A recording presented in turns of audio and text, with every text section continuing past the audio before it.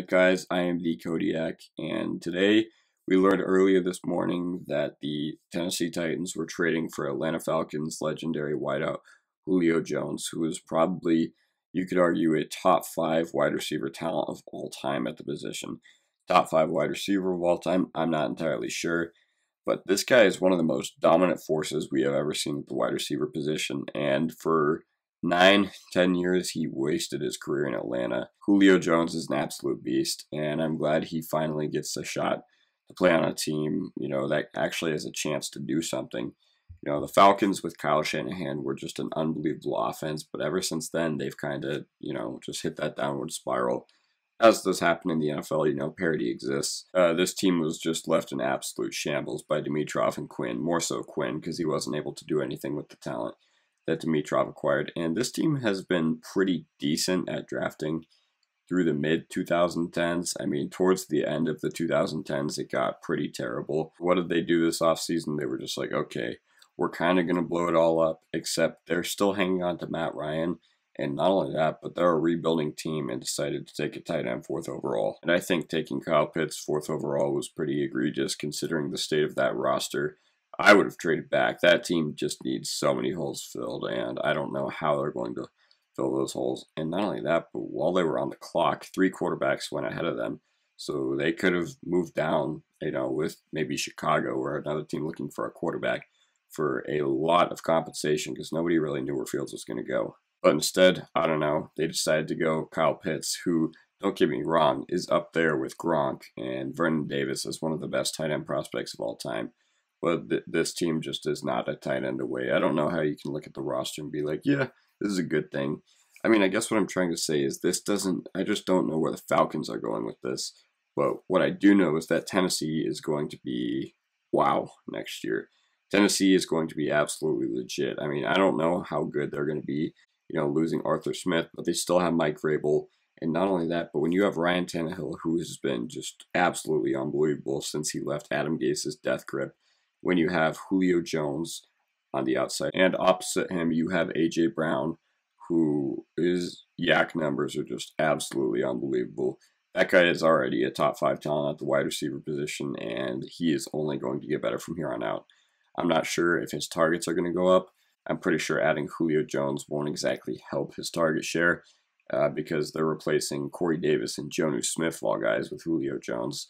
So, yeah, I'm not sure it's good for A.J. Brown. But who it is good for is Derrick Henry, because if you're going to stack the box for Henry, you're just going to throw a deep ball to Julio or A.J. Brown. And not only that, but if you decide to, play prevent defense and just not let A.J. Brown or Julio Jones burn you over the top, Derrick Henry is just going to get the ball. I mean, I'm not confused about this trade from a Tennessee perspective because Tannehill is 32 years old. Derrick Henry's not exactly a young guy either, so they're already kind of, in the late part of their Super Bowl window, which we didn't even know was a window until last year when they made the AFC Championship game against the Chiefs. But this team is built to win now, and they have the offense to keep up with everyone in the league. Their defense is just absolutely pitiful, but hopefully they can figure that out. Like I said, I'm not sure how big losing Arthur Smith is going to be for this Tennessee Titans team, but we are going to talk about Arthur Smith because he just went to the Falcons. So I guess this just doesn't make a lot of sense for me from the Atlanta perspective. I already talked about the Tennessee perspective as to why it makes sense.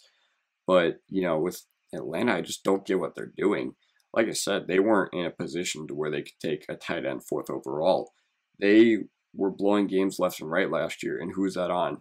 Coaching, which they got an entirely new staff, so good for them. But not only that, but it's on the players. And this team has a lot of holes. Julio Jones leaving, you could say it's good for Calvin Ridley. You can say it's good for Kyle Pitts. But it is overall not a good thing for this offense. So we're going to look at RotoViz. And I know this is a fantasy football tool, and this video is not about fantasy or the impacts. But Matt Ryan, when he did play with Julio Jones, was averaging 1.8 touchdowns per game, only 3/4 of a pick, 292 passing yards a game. Whereas when he didn't have Julio Jones on the field, he was throwing 0.82 interceptions per game, which was 0.08 higher what he was before. His touchdowns decreased by 0.3. His passing yards per attempt nearly dropped a full yard. His yards per game dropped by almost 60, so you can see how much of an impact Julio Jones leaving is going to have on this Falcons offense. Also, credit to A.J. Brown for basically speaking this into existence. I follow him on Instagram, and for the past few weeks, he's been talking about how much he wants to play with Julio Jones. So, I mean, I think it would be kind of cool getting the chance to play a sport with your favorite player growing up. Calvin Ridley, the talent himself, is just unbelievable. There were times last year where he looked like an even better wide receiver than Julio. Like I said, Julio leaving just is not a good thing for the Falcons, and there's no other way to put it. Because if they were to draft Justin Fields, having a weapon like Julio would have been the ultimate bailout weapon for a young quarterback. But I do kind of respect the Falcons in the sense that Fontenot knew that this team was not going to contend. He was with the Saints for I don't know how many years, but now, from the Saints to the team they hate the most and vice versa, he is going to get the chance to try to build up a roster and defeat the Saints. But with this NFC South connection, he knows, and he's seen it a lot over the past few years, that this Falcons team is not very good.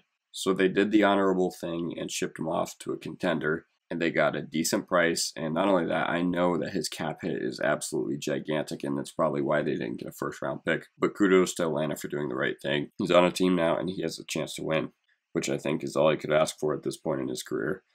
Alright guys, that's going to do it for the video. Leave a like if you enjoyed, subscribe if you're not already. Follow me on Twitter, links in the description down below. Anyways guys, have a good day, and peace out.